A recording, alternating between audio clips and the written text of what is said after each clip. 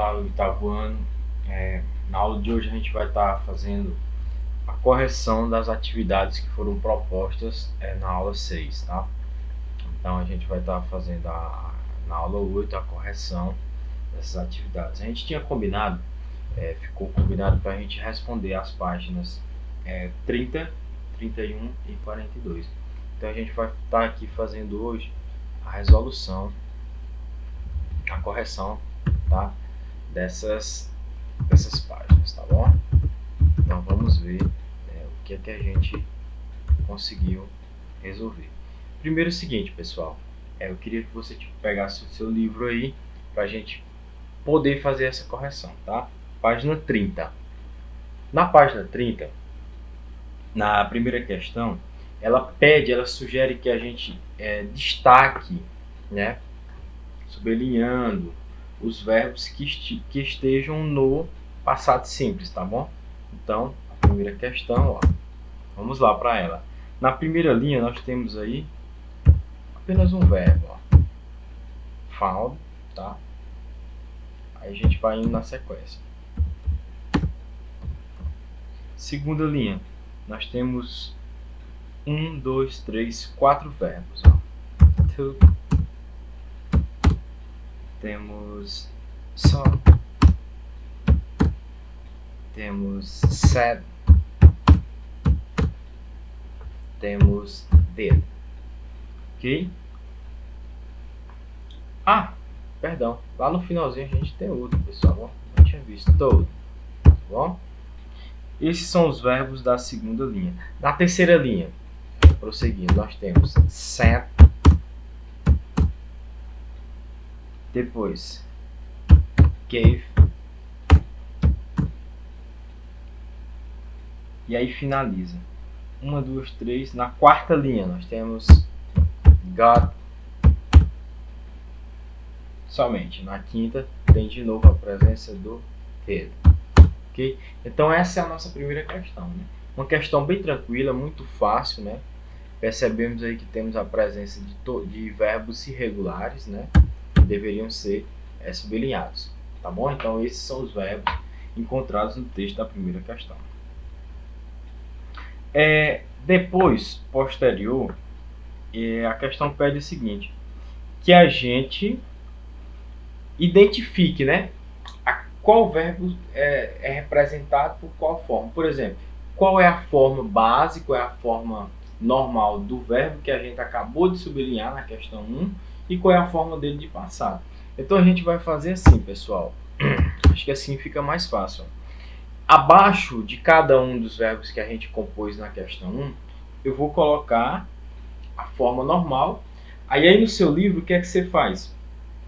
Você só organiza. Onde tiver a forma normal que ele vai dar, ele chama de base form. Aí abaixo você põe a forma de passado simples, tá bom? Eu vou fazer o inverso para ver se ficar mais fácil para a gente, tá bom? O primeiro verbo aí, nós temos aí, ó, found.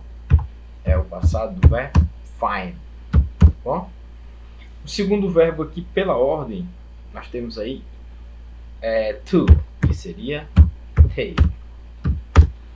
Terceiro verbo, nós temos o verbo to see, né? Depois nós temos o verbo to say. Depois temos o verbo to do. Depois temos o verbo to tell. Lembrem-se, todos esses verbos, eles têm aqui na página 30, tá? Na segunda questão, para você possa se orientar. Depois nós temos o verbo to send. Depois nós temos o verbo to give, né? To give. Temos o verbo to get. E por último, de novo, o verbo to do. Então, essa ficaria assim. Lembrando, pessoal, na questão você vai encontrar os verbos na forma base, como eu coloquei em cima. O que você vai fazer? Pegar a forma de passado que está escrita, que foi destacada, que foi sublinhada na questão 1. Então, não há dúvida, está bem explicado. A segunda questão está as formas básicas. Você vai encontrar já elas prontas lá no livro, de preto. Aí abaixo você vai escrever as formas que nós sublinhamos na questão 1, tá? Tranquilo? Não vou copiar de novo para que a gente não perca tempo em refazer a mesma coisa, tá? Então a gente vai para a questão 3. Na questão 3 ele pergunta o seguinte, pessoal. O passado ele tem quantas formas? Abaixo ele pede assim, ele quer que você diga quantas formas de verbos tem no passado. Nós sabemos que temos duas formas distintas, né? Seria o quê? A forma de passado regular e passado irregular. Então, teria o quê? Forma diferente para a forma base, né? Que é a forma primitiva. Então, a terceira, letra A, ó, pensar, você vai marcar o primeiro, marcar um X no primeiro balãozinho que tem aí, tá bom? Então, você põe o X no primeiro balão, tá? Logo à frente, você vai ver letra B. Na letra B ele pergunta o quê? Esse tipo de verbo, né, que é diferente, tem da forma base, que é a forma do regular, porque na primeira questão a gente especifica o quê? Que o passado dos verbos, né, acima, né, são o quê? São diferentes da forma abaixo, ou seja, a gente especifica que os verbos da questão anterior, que são os que estão expostos aí, eles são o quê? São verbos irregulares, ou seja, são diferentes, não seguem a forma base, não seguem as regras. Logo, por isso que a gente disse o quê? Que eles eram verbos que eram diferentes da forma base. Logo, eles são verbos de que tipo, pessoal? Na letra B pergunta. Verbos irregulares. Então, de novo, o balãozinho 1. Você marca um X no balãozinho 1, tá? Prosseguindo. Quarta questão. Na quarta, ele pede que você, né, faz referência à página dos verbos irregulares, né, na página 136. Aí é para você fazer um estudo a respeito dos verbos irregulares, tá? Ok? Essa aí não é de corrigir. Quinta questão. Na quinta, ele pede o seguinte, que a gente complete com o passado dos verbos entre parênteses. Ele dá 3 verbos. O verbo to find, to put, to be. Vamos colocar a forma deles de passado. Primeiro diálogo vai ficar, ó. Vamos lá. To find, found. Depois to put, put. E por último, was, que é o do to be. Então, vamos lá. Essas três formas desses verbos ficam aqui no primeiro diálogo, no primeiro balãozinho, tá bom? O segundo, né? O segundo, nós temos também 3 verbos, seriam os verbos to be, to see, to get. Vamos começar com o to be. A forma do to be é was. Depois nós temos o verbo to see. A forma do to see é saw. Depois nós temos o verbo to get. A forma do to get é got. Ok? Terceiro diálogo, terceiro balãozinho. Nós temos aí mais verbos agora. 1, 2, 3, 4, 5 verbos. São eles. To see é saw. To have, had. To see de novo, saw. To give, gave. E to be, was. Pronto. Então assim finalizamos nossa sexta questão. Também uma questão bem tranquila, tá? Vamos agora para a página 31. Na página 31, vai ser a última questão que a gente vai estar respondendo, a gente vai estar corrigindo, certo? Nessa página, que ainda a respeito do verbo no passado. O que ele pede? Ele pede para que você observe a gravura que tem aí, né? E complete a sentença, né? Contando uma história. Você vai contar uma história. Você vai usar os verbos no passado e vai poder dar sua própria ideia, sua própria opinião. No caso, eu vou dar uma sugestão, mas com certeza outros verbos que vocês julguem, né, caberem no local, poderiam ser usados, tá bom? Então eu vou dar sugestões, tá? Você compara a minha sugestão com o que você tinha respondido. Se você também usou o verbo que eu vou mostrar agora, bacana, né? Tranquilo. Então vamos fazer uma comparação aí. Ele dá a letra A, né, como exemplo, né? O modelo é feito na letra A. Então a gente vai começar a partir da letra B. Na letra A ele diz o quê? Ele dá o exemplo de tinha um teste, uma prova de matemática, tá bom? Então ele usa aí had a math, tá bom? Tinha um teste de matemática, né? Naquele dia, no dia passado. Letra B. Olha só, na letra B a gente tem que ver a situação. Nós temos aí uma sala de aula, né? Uma sala de aula onde está um aluno olhando, né? Olhando para trás, né? Então a gente vai colocar nesse sentido, ó. A gente poderia colocar, ó, the student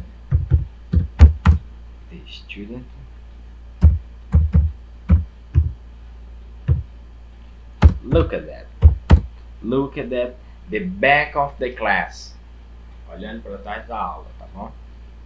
Então B, né? Letra C, gente, letra C. Vamos lá. Na letra C, nós temos aí ainda a sala de aula, né? Onde um aluno está questionando, está perguntando algo para outro, né? Então, tipo pedindo, né? Pedindo ajuda, né? Em uma determinada questão, que ele diz até que é a questão 4, tá bom? Então, o aluno está fazendo o quê? Perguntou, né? Ele perguntou, porque a ação é de passado. Então, colocaríamos the student asked, ok? Perguntou sobre algo, né, da quarta questão. Vamos lá, letra D. Na letra D, continuamos ainda em sala de aula, né? Onde nós temos um aluno, pessoal, entregando um pedaço de papel, né, para outra pessoa que não aparece. Não sei se é o professor, se é outro colega, né, quem quer que seja. Então, mas o aluno está dando um pedaço de papel. Então vamos colocar que o garoto, né, o colega de sala, deu para o outro, né, deu um pedaço, né, um pedaço de papel. Tranquilo. C, D, letra E. Letra E, nós temos aí na letra E ainda, né, o ambiente escolar, onde a professora está olhando, está observando, ela vê o que o aluno está fazendo, né, que está acontecendo ao redor dela. Então a gente poderia jogar o seguinte, ó. The teacher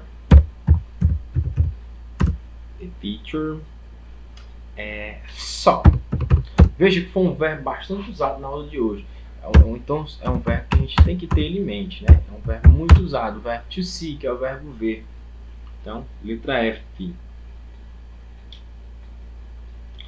Na letra F a gente tem o seguinte, a professora, né?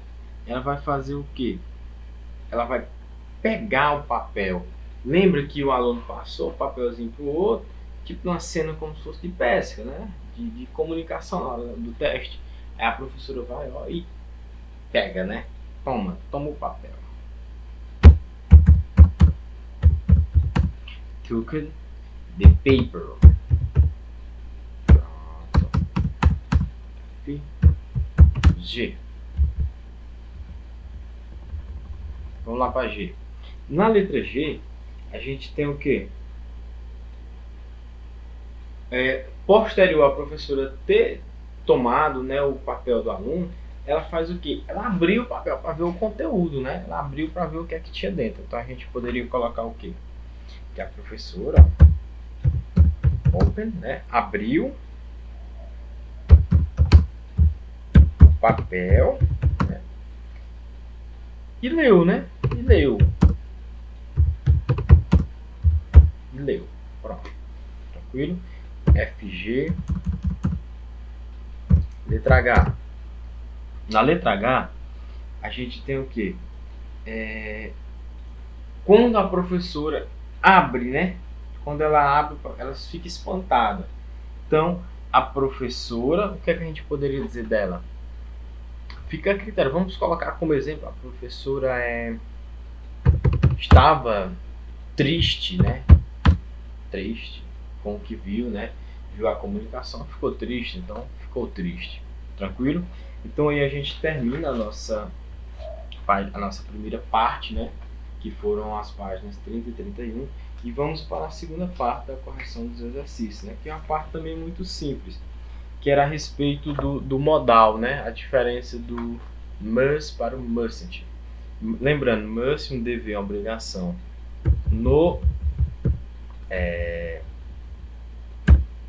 na afirmativa, né? E o mustn't, uma proibição. Então essa primeira correção, né? Vamos colocar, especificar as páginas. Páginas 30 e 31. Bem tranquila, tá, pessoal? Essa resolução dessas questões. Agora nós vamos para a correção.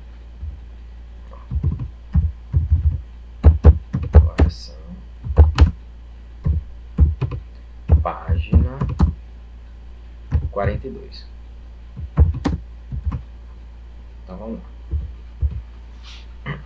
42 tão fácil quanto a 30 e a 31. Então ele pede o seguinte, ó.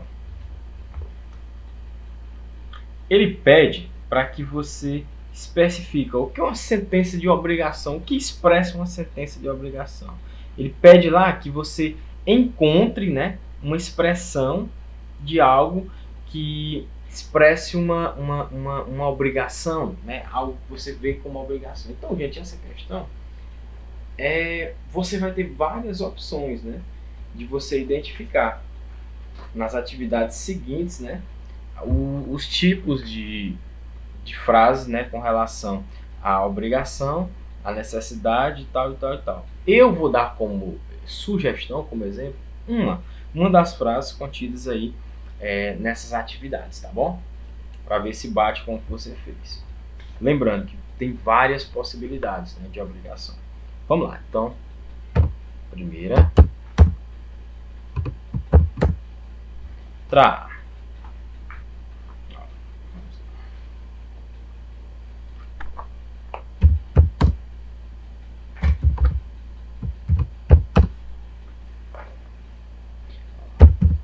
If there is a cross nearby. Ok? Cross nearby. Pronto. Essa poderia ser a minha sentença, né, de obrigação. No outro, na letra B, ele pede o que? Encontre uma sentença que expressa proibição. Gente, lembrando, proibição é aquela que usa o mustn't, que não pode ser feita de maneira nenhuma. Então, como exemplo, ó, poderíamos usar essa aqui, ó. Mark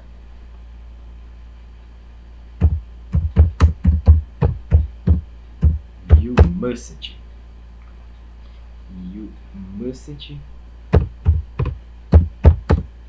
stand on this stair. Ok? Pronto. Também uma questão simples, tá? Primeiro. Segunda mais fácil ainda. Ele pergunta, pede para você completar, né? Com must ou mustn't. Ele especifica qual é o modal que expressa a obrigação. Não tenhamos dúvida, né? Então, letra A seria o que? O modal é must. E na letra B, o modal que expressa a proibição é a sua forma negativa, né? O mustn't. Pronto. Também é uma questão bem simples, tá bom? Terceira.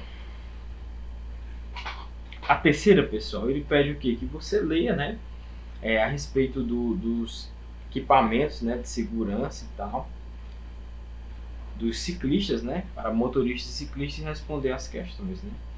Ele diz o seguinte, ó, quem é responsável, né, por essa segurança, por estar esse processo seguro? De acordo com o texto que a gente viu, seria o quê?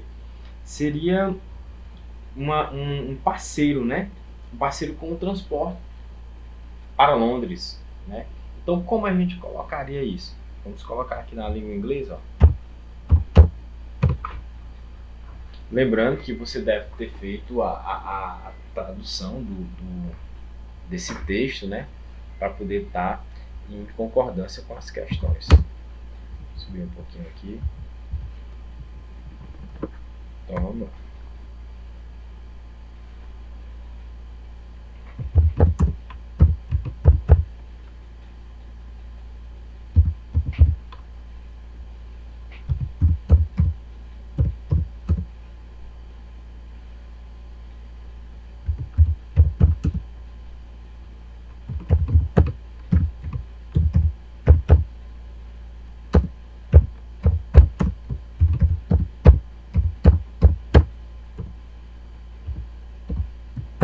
Letra B.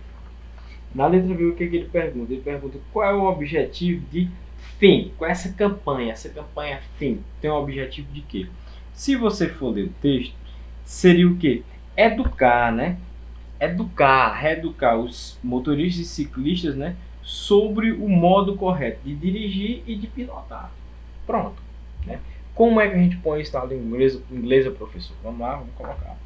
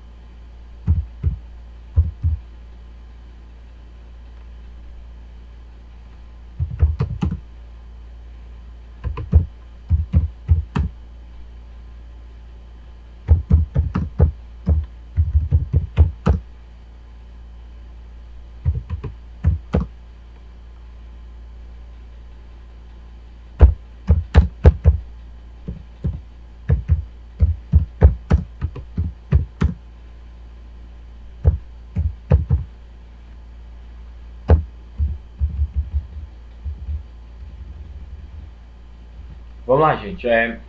Prosseguindo, pronto. Na próxima questão ele pergunta o seguinte, ele pede para que você complete as sentenças usando o must ou mustn't.